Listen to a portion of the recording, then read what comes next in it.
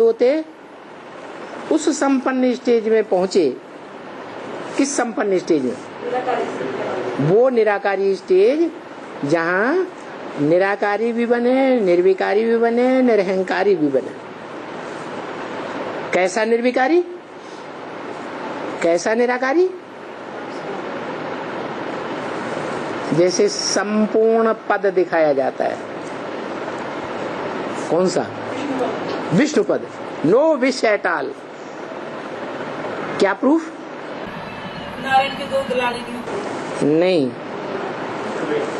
ग्लानि तो भी बहुत हो रही है।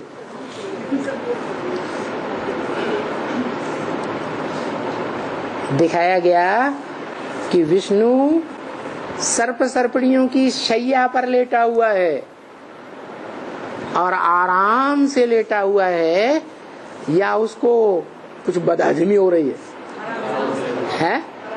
आराम से लेटा, उठ के भाग तो नहीं खड़ा होता है? नहीं तो रजाई के अंदर एक सांप घुस जाए और पता चले सांप है रजाई छोड़ छाड़ के भागेगा। लेकिन वो स्टेज कैसी है? वो स्टेज विष्णु की दिखाई गई।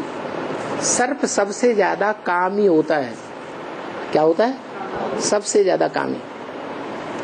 बंदर में पांचों विकार सबसे जास्ती होते हैं, लेकिन सर्प में काम विकार सबसे जास्ती होता है। तो वो सर्प सर्पणियों की शैया दिखाई गई। उसका दूसरा रूप देख लो। शंकर के गले में ही कौन पड़ा हुआ है? सांप पड़ा हुआ है। उसका नाम है वासुकी नाग। सर्पों का राजा वासुकी नाग।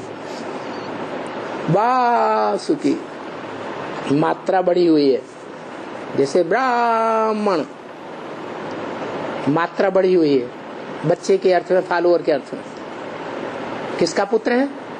वसु। वसु का पुत्र वासुकी।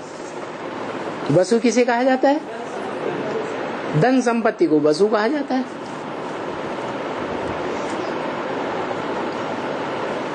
तो वसु हुआ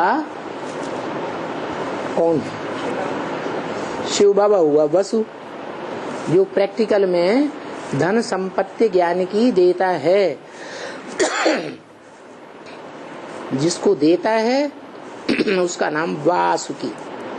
ऐसे ही भागवत और महाभारत में वासुदेव, क्या नाम दिया? वासुदेव। किसका पुत्र? वसुदेव। तो वसु वहां भी है। वसु माने वसुदेव जो है वो धन संपत्ति का दाता, धन संपत्ति वाला है। और वो धन संपत्ति वाला जो वसुदेव है कौन से कुल का था? यादव कुल का था। शंकर को कौन से कुल का बताया? यादव कुल का बताया।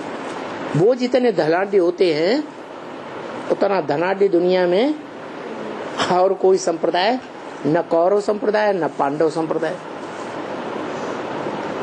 तो कौरवों का मुखिया भी बताया, पांडवों का भी मुखिया बताया, और यादवों का भी मुखिया शंकर बताया। तो शास्त्रों में जो भी बात दिखाई गई है उसमें ये बताया गया है कि वो आत्मा सदैव साथ में है। जैसे रामायण में भी